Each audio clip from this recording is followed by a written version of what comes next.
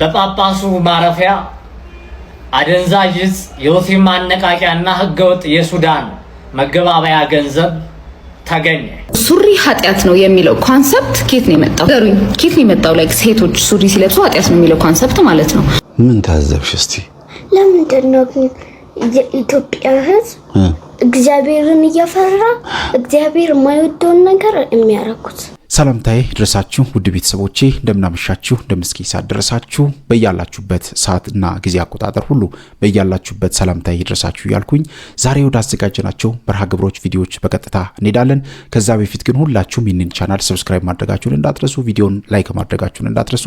በቀጥታ ወደ ዛሬው መርሃ ግብራችን እንሄዳለን። አሁን ግን አንተ ገጠመኝ ምናምን እያልክ የምትቀረጽው የኢትዮጵያ ህዝብ እንደዚህ ነው እንዴ? አይገርምሽም? እስቲ ምን ሰማሽ እናቴ? በየቤቱ ጨሌ፣ በየቤቱ ቡና እያፈሉ እግዚአብሔርን አይፈሩትም እንዴ? ምን ታዘብሽ እስቲ ማይ? አሁን ልክ ነሽ። በየቤቱ በጣም ብዙ እናቶቻችን ጨሌ ያላቸው ቡና ያፈላሉ ምናምን እና አምላካቸው ግን ማን ነው ሲባሉ ጨሌው ነው አይሉ እግዚአብሔር ይላሉ። ግን እግዚአብሔር እንደዚህ አይነት ጨሌ ቡና ምናምን አይወድ።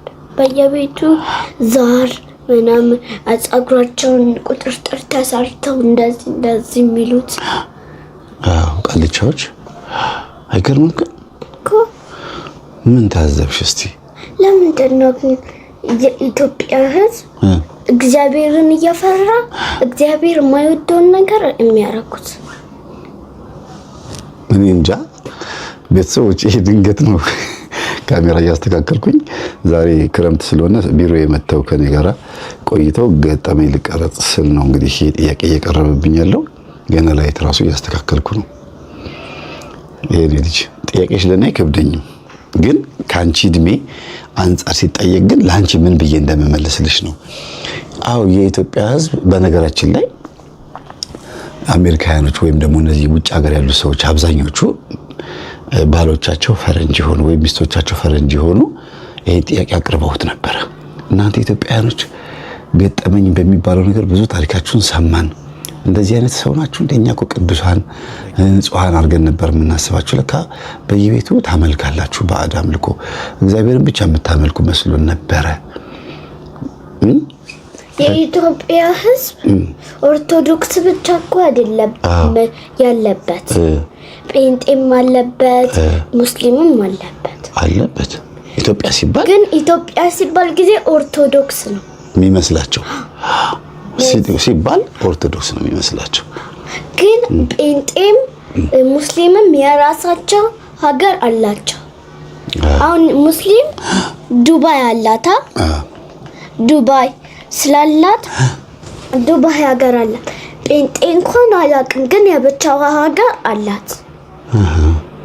ስለዚህ እነሱ የሚመስላቸው ኢትዮጵያ ሲባል ጊዜ የኦርቶዶክስ ቤቶች ምናምን ነው የሚመስላቸው። ስለዚህ እናንተ ኢትዮጵያውያኖች እግዚአብሔርን ብቻ ነው የምታመልኩት የሚመስለን ሲሉ ሁሉም እምነት ውስጥ ባዕድ አምልኮ አለ እያልሽኝ ነው አይደል? አዎ፣ ሁሉም እምነት ፈጣሪ አለ ብሎ ያምናል። ሁሉም እምነት ደግሞ በድብቅ ደግሞ ኮተት አለበት። በተለይ ግን ኦርቶዶክስ ላይ ይበዛል። ለምን ስትይ አንደኛ መጽሐፍ ቅዱስ ወንጌል ምናምን በተገቢው መንገድ አልተሰበከም፣ አልተደረሰም ለህዝቡ። አለ በቂ እኮ አለ፣ ቤተክርስቲያን አለ፣ ሰው መጥቶ መማር ነበረበት ምናምን። ግን በቃ ይሄ ስለ መጥፎው ስለ ባዕድ አምልኮ እግዚአብሔር ብቻ መመለክ ስላለበት ጉዳይ ካህናት፣ ዲያቆናት፣ መምህራን ቤተክርስቲያን በደንብ አልተጋችበትም። ስለዚህ በድብቅ እግዚአብሔርም ጨሌውም ወይም እግዚአብሔርም ቡናውም ወይም ባዕድ አምልኮም ይመለካል፣ ግን ተፈቅዶ አይደለም። እና የእንጂም ጥያቄ ኢትዮጵያውያኖች እግዚአብሔርን ነው የሚያመልኩት ወይስ ጨሌውን የሚል መሰለኝ። አሁን ቅድም የጠየቅሽ እንደዛ ነው ማይ? እንደዛ ነው። ግን ለምንድነው በየቤታቸው ጨሌ የሚኖረው? እግዚአብሔርን የሚፈሩ ከሆነ ለምንድነው ጨሌ የሚኖረው? እግዚአብሔር ደግሞ የማይወደው ነገር ለምንድነው የሚያረኩት?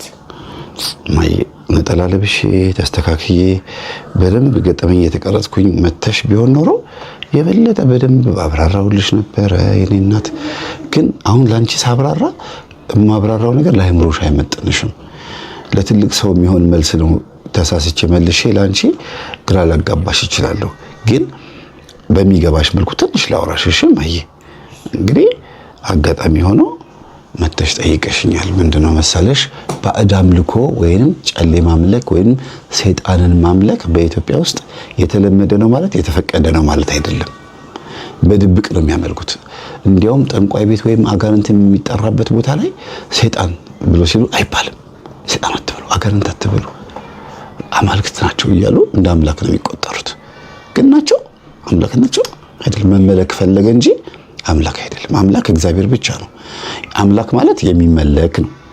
ፈጣሪ ማለት ደግሞ የፈጠረን ነው። እግዚአብሔር አምላክም ነው ፈጣሪም ነው። ሰይጣን ግን የሚመለክ በዚህ ምድር ላይ ሰዎች የሚያመልኩት ነው ማለት ፈጣሪ ነው ማለት አይደለም። ፈጣሪ አይደለም፣ አምላክም አይደለም።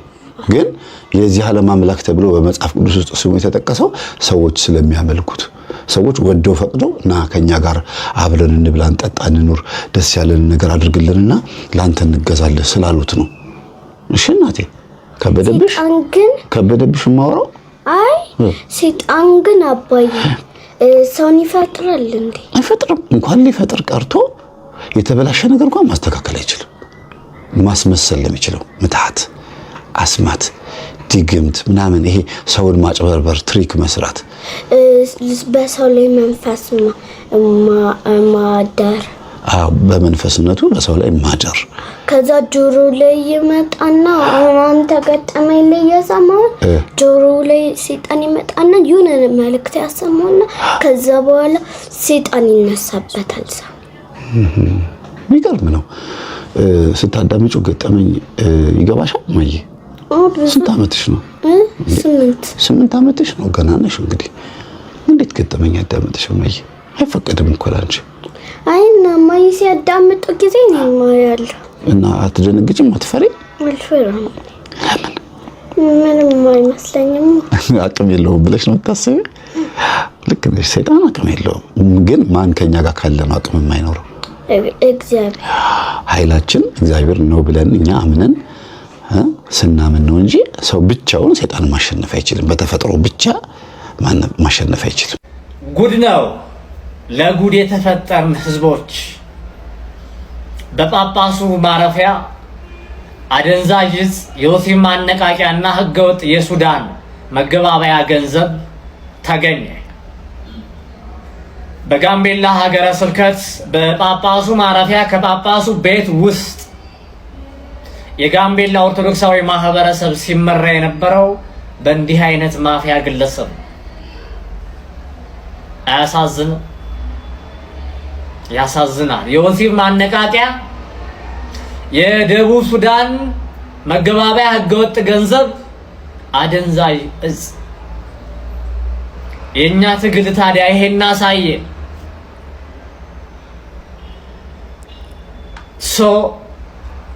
ትላንት ባደረግነው ጥረታችን ልንኮራ ይገባል። ብዙዎች መነኩሴን ቀና ብለህ አትይ ትቀሰፋለህ ይሉኛል። እኔ እኮ እንደናንተ የዘልማድ ኦርቶዶክሳዊ አይደለሁም። ከተርጓሚው ትርጓሜ፣ ከቅኔው ቅኔ፣ ከቴዎሎጂ ቴዎሎጂ እንደ አቅምት እግዚአብሔር በረዳይ መጠን ሞክሬያለሁ። አለ አባቶቻችን አትንኩ የሚሉ ይሄ የዘልማድ ኦርቶዶክሳዊ ነጠላ መልበስ ክርስትና የሚመስለው ወርሃዊ በዓል ሲደርስ ጠላ መጠጣትና ዳቦ መቁረስ ኦርቶዶክሳዊ ክርስትና የሚመስለው። አሁን ይሄንን ኦርቶዶክሳዊ ትውልድ እንዴት ነው ማንቃት የምንችለው? ኦርቶዶክሳዊ ትውልድ እንዴት ነው ማዳን የምንችለው? እንዴት ነው ኦርቶዶክሳዊ ዶግማ፣ ኦርቶዶክሳዊ ቀኖና፣ ስርዓተ ቤተክርስቲያን መማር የሚችለው? ጊዜ የለውማ። ሱሪ ኃጢአት ነው የሚለው ኮንሰፕት ኬት ነው የመጣው? ገሩኝ። ኬት ነው የመጣው? ላይክ ሴቶች ሱሪ ሲለብሱ ኃጢአት ነው የሚለው ኮንሰፕት ማለት ነው። ምክንያቱም ባክ የምታረጉበትን ጥቅስ ስናየው አንዱ ሴት የወንድ ልብስ አትልበስ ነው የሚለው። በቤተክርስቲያናችን ትንታኔ ይሄ ሜታፎሪካል ነው እንጂ አክቹአሊ ልብሱን አትልበስ አይደለም እንግዲህ ሄዳችሁ መጠየቅ ትችላላችሁ። ከዛ ውጪ ግን ቢሆን እንኳን በዛ ጊዜ መጽሐፍ ቅዱሱ በተጻፈ ጊዜ የወንድ ልብስ ቀሚስ ነበረ። ስለዚህ ቀሚስ ነው መልበስ የሌለብን እንደዛ ካላችሁ እና ሱሪ የወንድ ልብስ የሆነው ራሱ በቅርብ ነው። ገባችሁ? እና ሱሪ የወንድ ልብስ ሆኖ ሱሪ ወንድየው ሱሪውን ሲመርጥ እኛ ደግሞ ሌላ፣ እሱ የሆነ ነገር ሲመርጥ እኛ ደግሞ ሌላ እያልን ነው ይሄን ጥቅስ ምን ተገብረው ላይክ ኬት ነው የመጣው? where is the root of this belief? ሱሪ ኃጢአት ነው የሚለው ወንድን ያሳስታል ካላችሁ ደግሞ አሁን ላይ ማርኬቱ ላይ ካሉ ሱሪዎችና ቀሚሶች ወንድን የሚያሳስተው የቱ ነው? ቀሚሱ ነው ሱሪው ነው የእውነት ወንድን የሚያሳስተው? ሲቀጥል ደግሞ ወንድን ፕሮቮክ ለማድረግ ሆን ብላ ለመገላለጥ ሞክራ፣ እንደውም ቀሚስ ነው የሚመቸው እንደዛ ለማድረግ ሞክራ ካልሆነ በስተቀር to be countable። አሁን ለስራቸው ምናምን ቀሚስ ማይመቻቸው ሰዎች አሉ። እነሱ ኃጢአት እየሰሩ ነው። ከየት ነው የመጣው? ሲጀመር ማን ነው ይህን ትምህርት ያስተማረው? ሱሪ ለሴት ኃጢአት ነው የሚለው ትምህርት ሬፈረንሳችሁ ምንድን ነው? እኔ እንትን ነው ላይክ ሎጂካል ሆናችሁ ሬፈረንሱ ነው። ከዚህ በፊት ብዙ ሰዎች ሼር እያደረጉልኝ ግን ይሄ ነገር ትክክል ነው ወይ ምናምን የሚል ነገር ስላስተላለፉ ለሁሉም ከመመለስ አንዴ በመልስ ይሻላል ብዬ ነው። የታችን ሀሳብሽ እንዳልቋራረጥኩት ተስፋ አደርጋለሁ። ሙሉ የሰራሽውን ቪዲዮ ነው ራሱ የተጠቀምኩት። ሀሳብ የተቆረጠ ምናምን የሚል ስሜት እንዳይሰማሽ ብዬ ማለት ነው። እና ሱሪ ኃጢአት እንዴ ለምንድን ነው የሆነው ለሚለው አርጊውመንት ያቀረብሻቸው 3 ሀሳቦች ናቸው። አንደኛ ዘዳግም ላይ ያለ ሜታፎሪካል ነው የሚል ነው። ሁለተኛ በድሮ ዘመን ሱሪ ያልነበረም ነው። ሶስተኛ በአሁኑ ዘመን ከሱሪ ይልቅ ቀሚስ ነው የበለጠ ሴክሹዋሊ ፕሮቮክ ሊያደርግ የሚችለው ሰው ሌተስ ዩዝ ሱሪ ነው ቤዚካሊ ሐሳቡና እነዚህ ነገሮች ለማስቀመጥ ልሞክር። አንደኛ ይሄ የወንድና የሴት ልብስን በተመለከተ ዘዳግም ሜታፎሪካል አይደለም፣ እሱም በኋላ እናየዋለን። ሜታፎሪካል ማለት ጀስት ኤግዚስት የማያደርግ ነገር ግን ኤግዚስት ለሚያደርግ ነገር ፎርሻዶ አድርጎ ሊያሳየን የሚችል ነገር ማለት ነው። ሊያደርግም ይችላል ዳዝም ማተር፣ ግን እሱ በራሱ ህግ ሳይሆን ለሚመጣ ነገር የሚያሳይ እንደማለት ነው። ምሳሌያዊ በሚለው እንያዘው ማለት ነው። ዘዳግም 22:5 አሁን እንዳልኩት ምሳሌያዊ እንዳልሆነ የብሉይ ኪዳን ብዙ ንባቦችን እናገኛለን። እሱንም ተውና ወደ አዲስ ኪዳን መጣን። የወንድና የሴት አለባበስ ምን ያክል የተለያየ መሆን እንዳለበት ሐዋርያት በመልእክታቸው ያስቀመጡትን እንመልከት። መጀመሪያ የምናገኘው ቅዱስ ጳውሎስን ነው። አንደኛ ቆሮንቶስ ምዕራፍ 4 ከቁጥር እስከ 7 እንዲሁም 13 ከ13 ጀምሮ እስከ 16 ላይ የወንድና የሴትን አለባበስ በጸሎት ጊዜ መከተል ያለባቸውን ህግና ስርዓት ያስቀምጣል። ሶ ዲስቲንክሽኑ አለ ነው። ወንድ ምን መምሰል አለበት፣ ሴት ምን መምሰል አለበት የሚለው ዲስቲንክሽኑ አለ። እንደውም ቁጥር 16 ላይ እዚህ አንደኛ ቆሮንቶስ ላይ ቅዱስ ጳውሎስ በዚህ ጉዳይ ሊከራከሩ የሚወዱ ሰዎች ካሉ እንዲህ አይነት ልብ አብያተ ክርስቲያናት ዘንድ የለም ነው የሚለው። የእግዚአብሔር አብያተ ክርስቲያናት ወንድና ሴትን ጨፍልቀው በአለባበስ እና በጸሎት ስርዓት ውስጥ አይጠቀሙም፣ አያዩም። ወንድ የሴትን ሴት የወንድን አድርጎ መጸለይም ሆነ ስርዓተ ቤተ ክርስቲያን አድርጎ ማሰብ ፈጽሞ የተከለከለ እንደሆነ ቅዱስ ጳውሎስ 16 ላይ እንደውም ይናገራል። እንደዚሁም አንደኛ ጢሞቴዎስ ምዕራፍ 2 ከቁጥር 9 እስከ 10 ላይ ሴቶች ይሄ the overall mentality of womanhood ምን መምሰል እንዳለበት እዚህ ላይ አስቀምጧል። እንዲሁም ቅዱስ ጴጥሮስ አንደኛ ጴጥሮስ 3 ከ3 እስከ 5 ላይ ያስቀመጠው ነገር ነው። ስለዚህ ቤዚካሊ ምንድነው እየተባለ ያለው እዚህ ጋር ወንድና ሴት in the way they live and በስርዓተ አምልኳቸው ውስጥ በህይወት መስመራቸው ውስጥ ተመሳሳይ የሆነ ያለባበስ፣ ተመሳሳይ የሆነ ያካሄድ፣ ተመሳሳይ የሆነ የሥርዓት አምልኮ ስርዓት የላቸውም ነው ቤዚካሊ። ወንድ የራሱ አለባበስ አለው፣ ሴትም እንደዚሁ የራሱ አለባበስ አላት ማለት ነው። ስለዚህ የዘዳግሙን ሜታፎሪካል ነው ብለሽ የምትረጁ ከሆነ therefore እነዚህን ሜታፎሪካል ልትያቸው አትችይም። ያ እንዳልሆነ አሁን ማሳየሽ ስለሆነ ማለት ነው። ስለዚህ ቤዚካሊ በጌታ አብያተ ክርስቲያናት ዘንድ ጥንት በሐዋርያት በሰራት ቅዱስ ቤተክርስቲያን ዘንድ ወንድና ሴት በአለባበስ እንዲሁም በስርዓት አምልኮ የተለያየ ድርሻና የተለያየ የአለባበስ ስርዓት እንዳላቸው ከነዚህ ክፍሎች መረዳት እንችላለን። ከዚህ በተጨማሪ ሐዋርያን አበው እንዴት ነበር የሚረዱት ይሄንን ነገር እንዴት ነው የሚያዩት የሚለውን ከአፖስቶሊክ ኮንስቲቱሽን ወይም ከቀኖና ሐዋርያት ጀምረን እንመልከት። ቀኖና ሐዋርያት እዚህ ጋር እንደምትመለከቱት ሴክሽን ቡክ 1 ሴክሽን 3 ላይ ወንድ ሆኖ ሴት የሚመስልን ወንድ ያወግዛል፣ ይናገራል። ከዛ ሴክሽን 6 ላይ ደግሞ ሴትና ወንድ የምትመስልን ይናገራል። አሁን እዚህ ጋር የወንድነት የሴትነት ጉዳይ ሳይሆን ስርዓተ ቤተክርስቲያንን የማስጠበቅ ጉዳይ ነው። አሁን ሴት ስለሆንሽ ኦኬ ለምንድነው ወንድ እንዳልመስል የተከለከልኩኝ ወይም ደግሞ ወንድ ስለሆነ ሴት እንዳልመስል ለምንድነው የተከለከልኩኝ ማለት ነገሩን አውርዶ የጾታ ጉዳይ የማድረግ ሳይሆን ስርዓተ ቤተክርስቲያንን ጠብቆ የማስጠበቅ ጉዳይ ነው። ይሄንን በተመለከተ አንዳንድ የቲክቶክ አስተማሪ ነን የሚሉ እሱም በኋላ መጣበታለሁ የማይሆን አስተያየት ሲሰጡም አያለሁኝ። ከሐዋርያት ትምህርትም ከሐዋርያናው ትምህርትም ወጣ ያለ ነገር ማለት ነው። ግን አፖስቶሊክ ኮንስቲቱሽኑን ተመልከቺ ቡክ 1 ሴክሽን 6 ላይ ምን እንደሚል ማለት ነው። ሴት ምን መምሰል እንዳለባት ማለት ነው።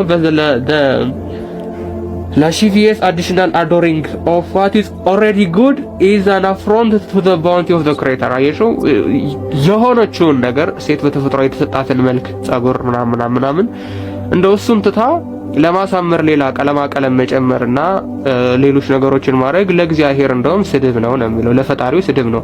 ኦሪጂናል አሁን የሆነ ሰው ስዕል ቢስልና ሌላ አርቲስት መጥቶ አንዴ እዚች ጋር ተስተካከል ምናምን ብሎ አፍንጫውን ወይ ጆሮውን ወይ አይኑን ምናምን ቢያስተካክልበት ኦሪጂናል ክሬተር ቤዚካሊ ምን እያለው ነው? your work is not good እያለው ነው ማለት ነው።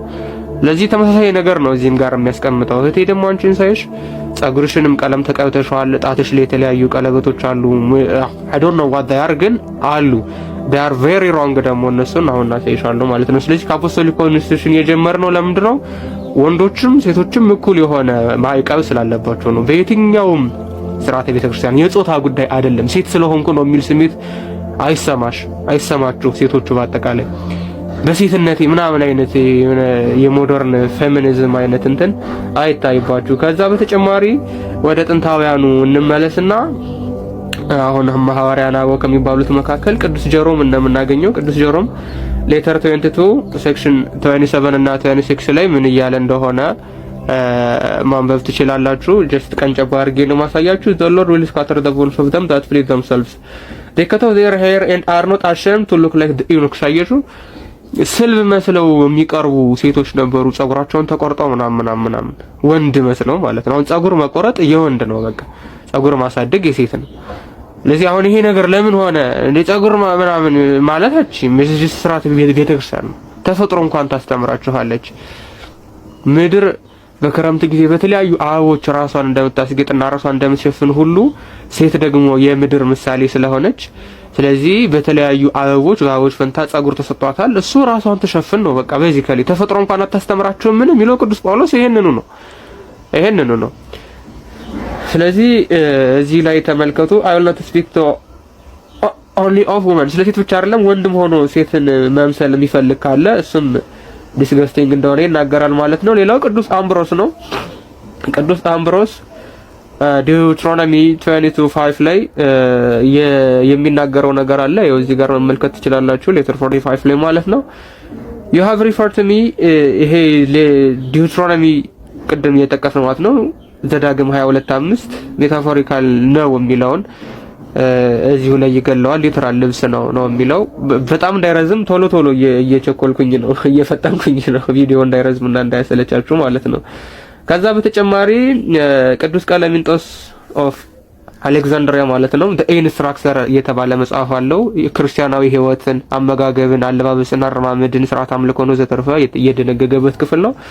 እዛ ላይ ብትመለከቱ ወንድ ሆኖ ሴትን የሚመስልን ቅድም እንዳልነው ካስቀመጠ በኋላ ሴት ሆና ደግሞ የወንድ ልብስን የምትለብስን for luxurious clothing which cannot conceal the shape of body የሰውነትን ቅርጽ የማይሸፍን ልብስ ሊተራሊ ራቆትሽን ነው እየሄድሻለሽ ነው የሚለው። ስጋሽን አንየው እንጂ through the clothes ሙሉ ቅርጽሽ ይታያል ነው። so this is ደግሞ ሞደስት አለባበስ አይደለም ነው። ከዛ በተጨማሪ ጸጉርና አሁን ቀለም መቀባት ያንቺን ሴት ጸጉርሽን ቀለም ተቀብተሽዋል ምናምን ቅድም እንዳልኩትና እሱ ደግሞ ክርስቲያናዊ እንዳልሆነ ቅዱስ ቆጵርያኖስ በእንተ ድንግልና ወይም the dress of the virgins የደናግላን ያለባበስ ስርዓትን የደነገገበት ክፍል አለ። እዛ ላይ ሴክሽን 15 ብትመለከቺ ሙሉ አሁን አንቺ የምታረጊውን ነገር የሚቃወም ነው የኔት። እንዲሁም ቅዱስ ቀለሚንጦስ እዛ አሌክዛንድሪያ ጸጉርን ቀለም መቀባትን፣ ጉንጭን ቀለም መቀባትን፣ አይንን ቀለም መቀባትና ሜካፕ የምንላቸው ነገሮች በአጠቃላይ ክርስቲያናዊ እንዳልሆኑና ከግብጽ የአምልኮ ጣዖት ጋር የተገናኙ እንደሆኑ ነው የሚናገረው። ይሄ ሁሉ የምትመለከቱት የኢትዮጵያ መጻሕፍት አይደሉም እየተናገሩ ያሉት። ይሄ የጌታ ቤተክርስቲያን የምትባለው ሁሉም አብያተ ክርስቲያናት ይቀበሉት የነበረ ስርዓት ነው። ዛሬ ምነግራችሁ ማለት ነው የህይወቴ መሪ ሰይጣንን በምን ድል እንደማረገው ህይወቴን ሊያበላሽ ሲመጣ ህይወቴን ተስፋ ሊያስቆርጠኝ ሲመጣ ሊያጨልምብኝ ሲመጣ በምን ድል አድርጌ እንደምሸኘው ልንገራችሁ። ሰይጣን ኃይል አለው፣ ከምንም በላይ ከምታስቡት በላይ ኃይል አለው። ኃይሉ ደግሞ ምን መሰላችሁ? እናንተን የፍራቻ መንፈስ በመላክ ተስፋ ማስቆረጥ፣ ህይወታችሁ አበቃ አለቀላችሁ። ሰይጣን ኃይሉ በጣም ኃይል ያለው ፍርሃት ነው። ፍርሃት በመላክ እናንተን የሚገላችሁ በፍርሃት ነው። በሌላ ነገርማ አይችልም። ምክንያቱም ይኸውላችሁ በያ ነገርማ የመንካት ስልጣኑ የለም። ሰይጣን ይኸውላችሁ ስልጣን ቢኖረኛል የማጥፋት ከምድረ ገጽ ነበር የሚያጠፋን፣ አይጠብቀንም ሁሉ። ግን ስልጣን ምን ትሰጡታል? የማስፈራራት፣ እኛን የመፈተን፣ እኛን ወደኛ የፍርሃቻ መንፈስ የመላክ ኃይል በጣም አለ። ሶ የመጀመሪያ መሰራው ሰይጣን ምንድነው? እናንተን በፍርሃቻ አለቀላችሁ፣ ተስፋ ቆርጣችሁ፣ በቃ ደከማችሁ፣ ህይወታችሁን ዝብረቀቀቅ ያረገውና መጨረሻውን እንኳን አያሳያችሁም። ግማሽ ላይ ነው የሚቆመው። መጨረሻውን ክርስቶስ ብቻ ነው የሚያውቀው። የእናንተን ህይወት መጨረሻ የሚያውቀው ክርስቶስ ነው። ግማሹን ህይወት የሚያውቀው ማን ነው? ሰይጣን ነው። ስለዚህ ይመጣና ነገሮቻችሁን ያበላሻል። ነገሮቻችሁን በቃ አለቀላችሁ ህይወታችሁ። በቃ እኔ በምን ድል እንደማደርገው ታውቃላችሁ? ልክ ህይወቴን ሊያበላሽ ሲመጣ፣ ተስፋ ሲያስቆርጠኝ፣ ህይወቴን ጨለማ ሲያደርገው፣ መንገዴን ሲዘጋ በቃ እመኝ ይለኛል። እመኝ በቃ ተሸንፈሻል እመኝ ሲለኝ አላምንም። ለምን እንደማላምነው ታውቃላችሁ? የኔ እግዚአብሔር ለዋላ እኔ የማመልከው አምላክ፣ እኔ የምሰግድለት አምላክ፣ እኔ የተንበረከኩለት አምላክ፣ እኔ የተመካውበት አምላክ ከ4 ቀን በኋላ ከመቃብር በኋላ መጥቶ የሚያስነሳ እንደሆነ አውቃለሁ። ክርስቶስ ብዙ ተአምራትን ሰርቷል። እኔን የገዛኝና ግን ሁልጊዜ ሰይጣንን እንዳሸንፍና ህይወቴን ቀጥ አድርጌ እምነቴን እንድቀጥል ያደረገኝ የክርስቶስ ስራዎች አንዱ አልዓዛርን ከሞት ከ4 ቀን በኋላ ያስነሳው ቃል ነው። አልዓዛርን ከሞት ያስነሳው አምላክ ምንም ነገር የማድረግ ስልጣን እንዳለው ገባኝ። የታመመ መፈወስ ኢትስ ኦኬ፣ አይነ ጠፋባቸው ማብራት ኢትስ ኦኬ፣ ደማቸውን ማስቆም ኢትስ ኦኬ፣ ሁሉ ነገር ኢትስ ኦኬ። ግን የኔ አምላክ ትልቅነቱ ከሞት እንኳን የሚያነሳ አበቃልሽ ቢለኝ ሰይጣን ተሸንፈሻል፣ እጅ ስጪ፣ በቃ ልትሞቺ ነው፣ ሙቼ እንኳን መጥቶ እንደሚያስነሳኝ ነግሮኛል። በቃ ጽፏል። ስለዚህ እግዚአብሔር ቃል ተናግሯል አይደል? አሳይቶናል አይደል? ከሞት ሲያስነሳ ኢየሱስ ክርስቶስ በአልዓዛር አሳይቶናል። ስለዚህ ለምንድን ነው እኔ ሰይጣንን የምፈራው? እኔ ለምንድን ነው የምሰማው? ይጨርሰው፣ የጀመረው ነገር ይጨርሰው። ግን ከሞት በኋላ የሚያስነሳ አምላክ ከኔ ጋር ነው። ኢየሱስ ክርስቶስ ከኔ ጋር ነው። በቃ ድል አድራጊው ከኔ ጋር ነው። ሂድ ስለው በቃ ምንም አማራጭ የለው። አያችሁ እግዚአብሔር እኛን ምን ያናል መሰላችሁ? እናንተ እምነት የጎደላችሁ፣ እምነት ስለጎደለን እንጂ ሰይጣን በእኛ ላይ መጨፈር ስልጣኑ ብዙ የለውም።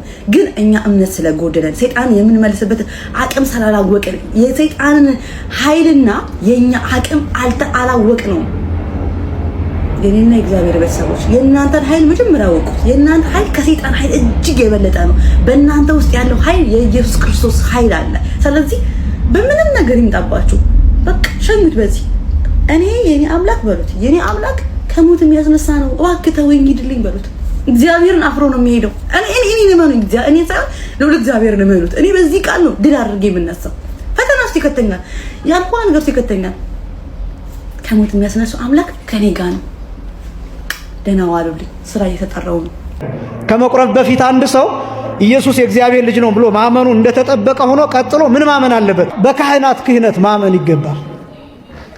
በካህናት ክህነት፣ በሚቀድሰው ካህን ክህነት ማመን ይገባል። ለምን ይሄን ማንሳት ለምን አስፈለገ ቢባል አንዳንዶቹ የሚቀድሰው ቄስና የሚቀድሰው ዲያቆን ላይ የሚመሰረቱ ሰዎች ስላሉ ነው።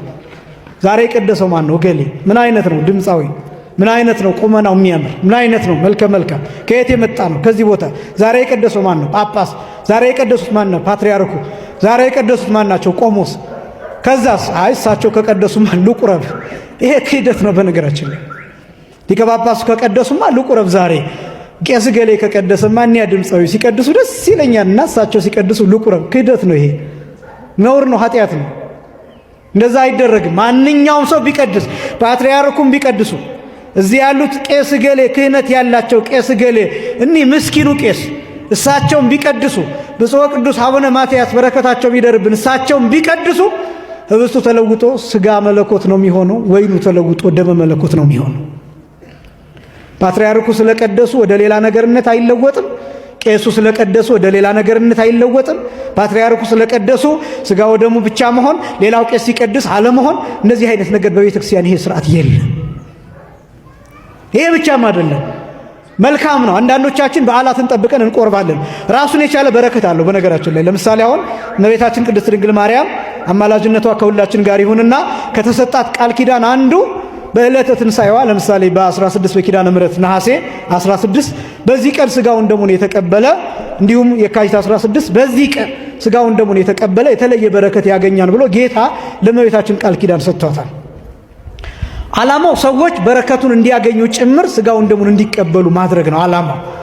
ግን ስጋው ደሙ የየካቲት ኪዳነ ምሕረትም የነሐሴ ኪዳነ ምሕረትም የነሐሴ ባለ እግዚአብሔርም የሰኔ ባለ እግዚአብሔርም የቅዱስ ሚካኤልም የቅዱስ ገብርኤልም ዕለት ያው ስጋው ደሙ ቁርባን ነው። ስጋው ደሙ ነው። ቅዳሴ ነው።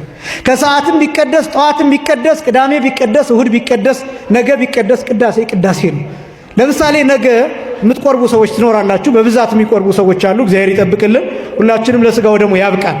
አሁን የነገው ቀን የራሱ የሆነ ቃል ኪዳን ስላለው ያን ቃል ኪዳን ይቀበላሉ ማለት እንጂ የፋሲካ የቆረበ ሰው ነገ ከቆረበ ሰው ይለያል፣ ነገ የቆረበው ሰው የፋሲካ ከተቀበለው ሰው ይለያል ማለታችን አይደለም። ስጋው ደሙ ያው ነው። ስጋው ደሙ ነው፣ አንድ ነው። ስለዚህ አንዳንድ ሰዎች አሉ የሚያወዳድሩ ድምፅ ፈልገው የበዓላትን ፈልገው ቦታ ግሸን ደብረ ከርቤ ሄደው የሚቆርቡ ሰዎች አሉ። በጣም መልካም። ነገር ግን ቦታው ላይ የተሰጠውን ቃል ኪዳን ያገኛሉ። ስጋው ደሙ ግን ራሱ ነው። ቅዱስ ላሊበላ ሄደው የሚቆርቡ ሰዎች አሉ። በጣም መልካም። የቦታውን ቃል ኪዳን ያገኛሉ። ስጋውን ደሙን ከማግኘታቸው በተጨማሪ ስጋው ደሙ ራሱ ነው፣ ያው ነው፣ ልዩነት የለውም። ይሄን በደንብ ማወቅ ይገባል። ስለዚህ በካህናቱ ክህነት ማመን ያስፈልጋል። ካህኑስ ምግባሩ የሚታወቅ ቢሆንስ? ለምሳሌ ከትናንት ወዲያ የሆነ ቦታ ሰክሮ ሲንገዳገድ ያያችሁት ቄስ ሊሆን ይችላል። ልክ እናንተ ልትቆርቡ መጣችሁ፣ ዛሬ ቆርባለሁ ብላችሁ ነጭ ለብሳችሁ መጣችሁ። ያ ሲሰክር ያያችሁት ቄስ ደግሞ እዚህ አሐዱ አብ ቅዱስ ሲል አያችሁት። በዚህ ክህነት ደግሞ ማመን አለባችሁ። ያ የሰከረ ሰው ስለሆነ ሌላ ቦታ ክፉ ስራ ሲሰራ በሆነ ነገር ሲወድቅ ያያችሁት ሰው እዚህ መጥቶ ቢቀድስ እናንተን አይመለከትም። ስለ ሁኔታው ማመልከት የምትችሉበት አካል ሊኖር ይችላል። ነገር ግን ይሄ ሰው የዛሬ ሳምንት የዛሬ 2 ቀን ምናምን ሰክሮ ስለነበረ ስጋው ደግሞ አይለወጥም አይባልም። እግዚአብሔር የካህኑን ክህነት ተጠቅሞ ስጋውን ደሙን ይለውጠዋል። ህብስቱን ወይኑን ይለውጠዋል ወደ ስጋነት ወደ ደምነት። እንግዲህ ውድ ቤተሰቦቼ በዛሬው ቆይታችን በጣም አስገራሚ ቪዲዮችን፣ ብዙ ሀሳቦች የተነሱበት፣ ብዙ ቁም ነገር አዘል መልእክቶች የተላለፉበት ቪዲዮ ነበረ። እናንተም የተሰማችሁን ስሜት በኮሜንት ለመጻፋችሁን እንዳትረሱ። እንግዲህ በሰማነው ቃል እግዚአብሔር 30፣ 60፣ 100 ፍሬ አፍርተን እኛም ደግሞ የምንቀየርበት የምንለወጥበት ያድርግልን። እግዚአብሔር አምላካችን ሁላችንንም ያግዘን። ወዳጆቼ፣ ቤተሰቦቼ፣ ለወዳጅ ለጓደኛ ደግሞ እናንተ ሼር ማድረጋችሁን እንዳትረሱ። ይህንን ቻናል ደግሞ ደጋግሜ እንደምናገረው ማገዝ በምትችሉበት መንገድ ሁሉ አግዙ፣ በምትችሉበት መንገድ ሁሉ አግዙ። ላይክ ሼር ማድረጋችሁን እንዳትረሱ። ለወዳጅ ለጓደኛ በማድረግ ሼር በማድረግ ሌሎችንም ማድረግ የሚገባችሁን ነገር በማድረግ ይህንን ቻናል ማገዛችሁን እንዳትረሱ። ይቆየን። አሜን።